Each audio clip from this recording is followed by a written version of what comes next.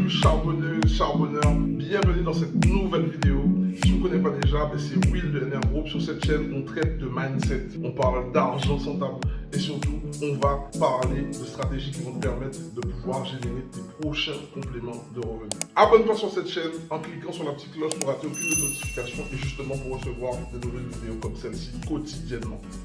Aujourd'hui, je vais parler de 3 lois avec toi. 3 lois universelles qui vont te permettre d'atteindre la réussite que tu souhaites. Avant toute chose, je vais te demander de rester jusqu'à la fin de cette vidéo parce que dans les 3 lois qu'on va traiter, la 3e est méconnue de notre communauté et c'est celle-là qui va nous permettre de pouvoir nous émanciper. Donc reste jusqu'à la fin et surtout tu auras un bonus à la fin de cette vidéo.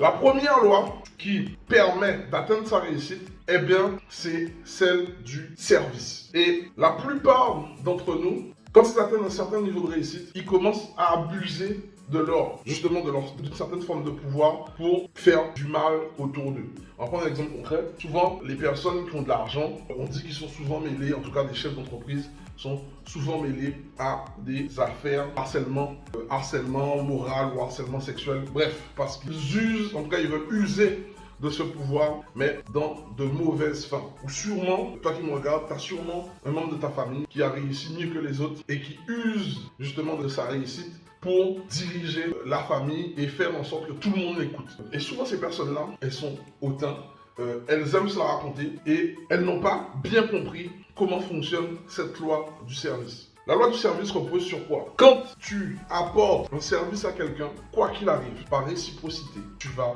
recevoir plus que ce que tu apportes. Et quand ça arrive, tu n'as pas besoin de mettre les gens à tes pieds. Use justement de ce que tu apportes, de ta connaissance, de ce que tu as réussi à faire pour permettre aux autres de s'élever. Et certaines personnes dans la diaspora, quand ils ont réussi, eh bien, quand ils reviennent au pays, ils le montrent sur leur façon de s'habiller, leur façon de s'exprimer et leur façon aussi de vouloir montrer et prouver aux autres qu'ils ont de l'argent. Non, tu peux aider ta communauté en partageant des connaissances, en leur montrant le chemin pour que eux aussi, ils puissent arriver à un certain de réussite qui leur sera propre. Et justement, quand tu regardes cette chaîne, c'est dans ce sens que je partage mes expériences dans mon aventure entrepreneuriale, en tout cas dans cette émancipation du salariat. Tout n'est pas tout le temps rose, mais je partage avec toi sur cette chaîne les bons et les mauvaises expériences pour que tu puisses te faire une idée. Et quoi qu'il arrive, je vis ces expériences avec énormément de bonheur parce que je suis content d'avoir un certain niveau de liberté, même si c'est pas facile tous les jours. Et c'est là en fait,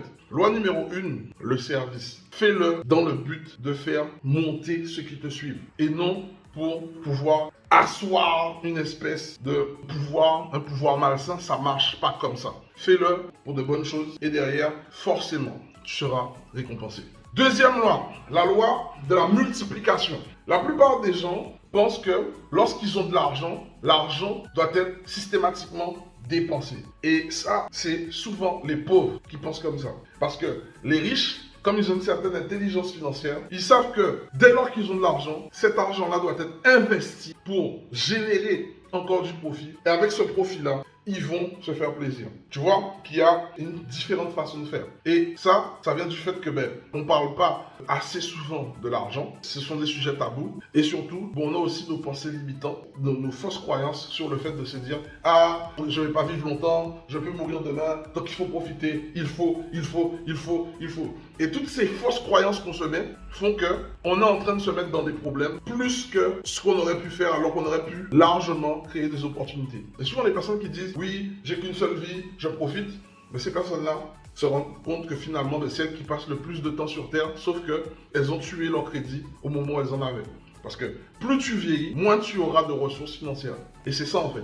Tout ce qu'on possède sur cette terre, ce n'est pas illimité. Donc à un moment, il faut que tu saches en faire bon usage. Et une chose que je cultive avec les personnes qui me suivent, si vous le savez bien et vous me connaissez, je favorise le gain de temps plutôt que l'argent.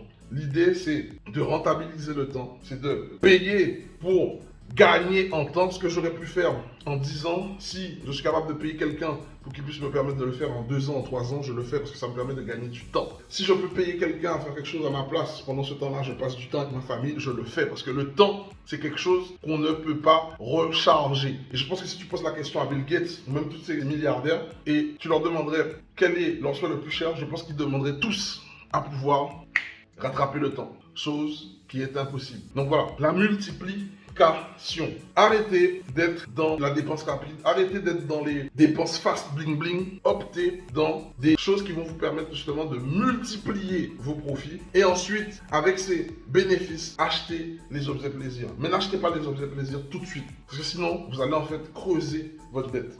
Enfin, 3. La loi du crédit.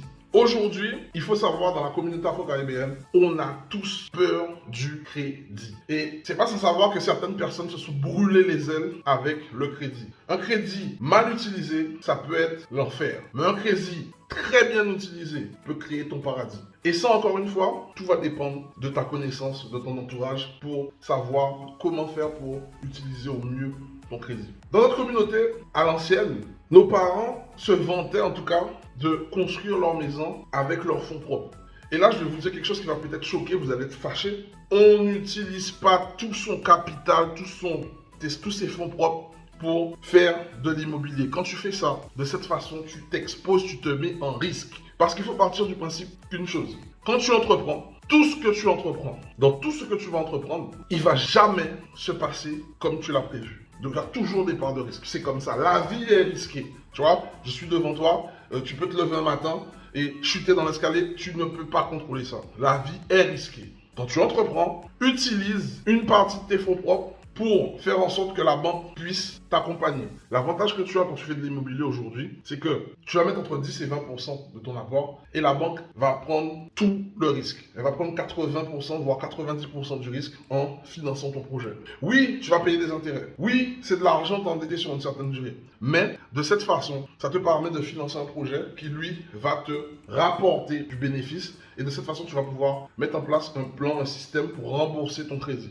Une fois que tu as remboursé ton crédit, même la première année, la deuxième année, la banque qui a une antériorité sur ta capacité à rembourser sera prête à t'écouter pour te suivre sur un projet d'entreprise. Et là, peut-être que tu vas demander beaucoup plus. Tu vas demander 300, voire 600 000 euros pour un projet qui va peut-être te rapporter 1 million. Et de cette façon, tu vas partir sur le même procédé. La banque va encore te suivre parce qu'elle aura vu que en 1 an, 2 ans, tu auras bien entamé les remboursements de ton projet. Et quand tu voudras partir sur de plus gros projets, elle sera prête à te suivre. Maintenant, il y a une chose qu'il faut savoir. Les pauvres vont chercher à posséder en nom propre leur investissement ou leur voiture ou leur jouet, etc., etc. Ça, c'est de la mentalité de pauvre. Le riche, tout ce qu'il possède en termes d'actifs financiers, c'est une société qui va le posséder. De cette façon, ça lui permet d'absorber la taxe. Et en plus, s'il gomme la taxe, il peut rembourser beaucoup plus facilement son crédit. Et tu vois, ça encore, c'est une question d'éducation, c'est une question